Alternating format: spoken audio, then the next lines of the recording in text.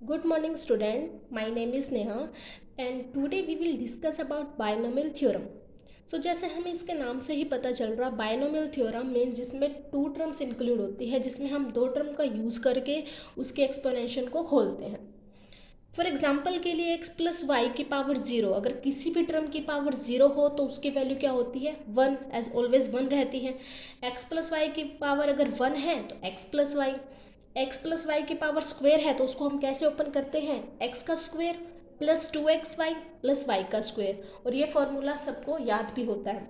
X plus Y की cube हो तो एक्स का cube plus three X square Y plus three Y square X plus Y की cube, ये भी फॉर्मूला हमें लर्न होता है। अगर एक्स प्लस वाई का फोर हो, उसकी पावर फोर हो, एक्स की फोर प्लस फोर एक्स की cube Y plus six X square Y square plus four X Y की क्यूब प्लस वाई की पावर फोर। सो यहाँ तक x प्लस वाई की पावर फोर तक हम बहुत ही ईजिली इनको याद भी रख लेते हैं। लेकिन अगर x प्लस वाई की power five six seven eight, so इनको याद हम नहीं रख पाते, ये बहुत ही लेंथी हो जाते हैं। सो इसके लिए हम बायनोमियल थ्योरम का यूज़ करते हैं। सो आज हम डिस्कस यही करेंगे कि हम कैसे इन पे हम बायनोमियल थ्योरम का यूज़ करेंगे।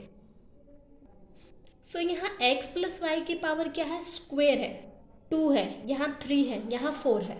लेकिन इनकी अगर हम टर्म्स देखें तो उस टर्म्स में हमें एक टर्म्स और एक्स्ट्रा मिल रही है। जैसे x प्लस वाई की पावर टू है तो इसकी टर्म कितनी है, वन टू थ्री, यानी कि थ्री टर्म्स है। अगर पावर टू है तो टर्म कितनी है, थ्री है। अगर पावर थ्री है तो टर्म कितनी है, फोर है। अगर पावर फोर है तो इसकी टर्म्स कितनी है, फाइव है। सो यहाँ से हमें क्या पता चल रहा है कि अगर x प्लस वाई की पावर n को हम ओपन करेंगे तो उसकी टर्म्स कितनी रहेगी, n प्लस वन, यानी कि एक टर्म्स एक्स्ट्रा रहेंगी। अब हम देखते हैं कि x प्लस वाई का स्क्वायर है तो यहाँ पे भी x का स्क्वायर है और लास्ट में क्या है, y का स्क्वायर है। यानी कि अगर यहाँ पे x की पावर स्क्वायर में है तो यानी कि y क्या है, ज़ीरो है, और अगर लास्ट में y की पावर स्क्वायर है तो x क्या है, ज़ीरो है। ऐसे ही x प्लस वाई का अगर क्यूब है तो x का क्यूब है, फर्स्ट टर्म क्या है, x है, लास्ट टर्म क्या है, y है। यानी कि अगर x है तो y क्या है, y की पावर ज़ीरो है, और अगर y की पावर क्यूब है तो x की पावर ज़ीरो है। सेम इसी तरीके से हम क्या करेंगे, x प्लस वाई की पावर क्या है, n है, तो यहाँ पर स्टार्टिंग कैसे होगी, x से ही होगी। और अगर यहाँ पे पावर थ्री है, पावर टू है, यहाँ पे भी पावर फोर है, तो यहाँ भी x की पावर, x प्लस वाई की अगर पावर n है तो x की भी पावर क्या रहेगी, n रहेगी। और अगर लास्ट टर्म में भी y की पावर टू है तो यहाँ पे भी इसकी लास्ट टर्म में क्या रहेगी, y की पावर n ही रहेगी।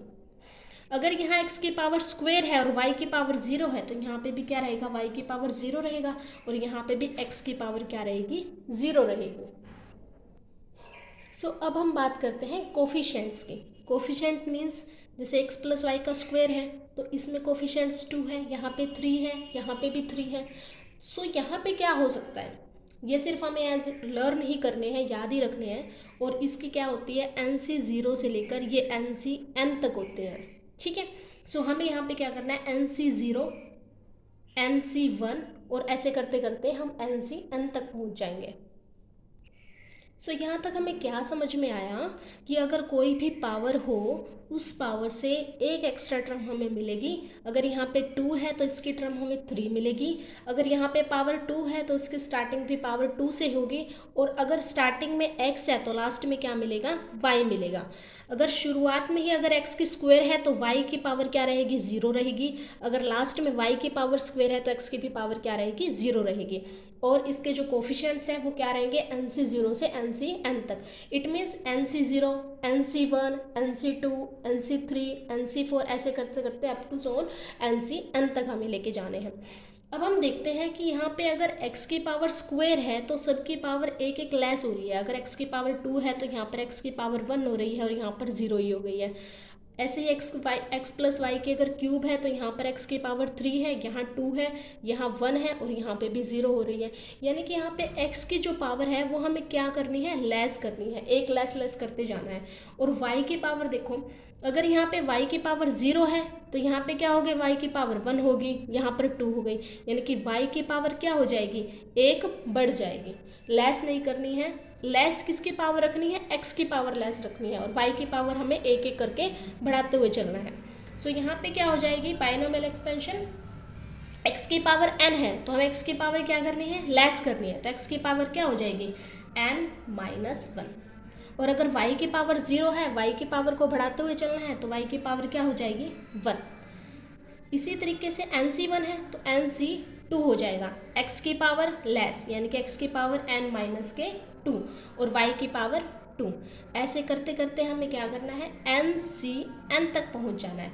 अब x की पावर n-2 है, n-3 है, n-4 है, ऐसे करते करते x की पावर क्या हो जाएगी, लेस हो जाएगी, और y की पावर क्या है, बढ़ रही है। यहाँ पे y की पावर 0 थी, यहाँ 1 हो गई है, यहाँ 2, ऐसे 3, 4, 5 अप टू सो ऑन करके y की पावर क्या हो जाएगी, n हो जाएगी। सो इसको हम क्या बोलते हैं, बाइनोमियल थ्योरम, बाइनोमियल एक्सपेंशन। सो ऐसे ही अब हम एग्जाम्पल लेते हैं x प्लस वाई की पावर 5। बाइनोमियल थ्योरम से हम कैसे x प्लस वाई की पावर को खोलेंगे। सो यहाँ देखो nc0, n की वैल्यू अभी यहाँ पे क्या रहेगी, 5 रहेगी, तो यहाँ पे भी हम क्या करेंगे 5c0। x की पावर क्या है n, यानी कि x की पावर क्या रहेगी 5 और y की पावर क्या रहेगी 0 ही रहेगी, प्लस nc1 यानी 5c1। x की पावर क्या हो रही है, लेस हो रही है, तो x की पावर क्या हो जाएगी 4 और y की पावर क्या हो जाएगी 1, प्लस 5c2। x की पावर क्या हो रही है, कम हो रही है, तो यहाँ x की पावर 3, y की पावर 2, प्लस 5c3। x की पावर क्या हो रही है, कम, तो x की पावर 2 हो जाएगी और y की पावर क्या हो जाएगी 3 हो जाएगी। यहाँ पे इसको ऐसे भी याद कर सकते हो कि यहाँ पे 5c2 है तो y की पावर 2 रहेगी, 3 है तो y की पावर 3 रहेगी। अब कैसे भी किसी भी तरीके से याद रख सकते हो, लेकिन आपको क्या याद रखना है, x प्लस वाई की पावर n। अगर आप इसको याद रखोगे तो कितनी ही बड़ी पावर क्यों ना हो, उसको हम बहुत ही ईजिली खोल सकते हैं। आगे देखो, प्लस 5c4, x की पावर क्या हो रही है, लेस, x की पावर हमेशा लेस करनी है, तो x की पावर 1, y की पावर 4, प्लस 5c5, x की पावर लेस, यहाँ 1 है तो क्या हो जाएगी 0, y की पावर 4 है तो y की पावर क्या हो जाएगी 5। अब इससे आगे हम नहीं ओपन कर सकते क्योंकि x की पावर 0, y की पावर 5 आ चुकी है। हम बाइनोमियल थ्योरम का यूज़ करते हैं, कितनी ही बड़ी पावर हो, दो टर्म की एक्सपोनेंशियल अगर हमें खोलनी हो तो हम इसकी हेल्प से बहुत ही ईजिली खोल सकते हैं। आपको लर्न क्या रखना है, x प्लस वाई की पावर n c0 x की पावर, दो तीन चीज़ें हैं जो हमें याद रखनी है। एक तो ये याद रखना है कि x की पावर हमेशा क्या रखनी है, लेस, और y की पावर को बढ़ाते हुए चलना है।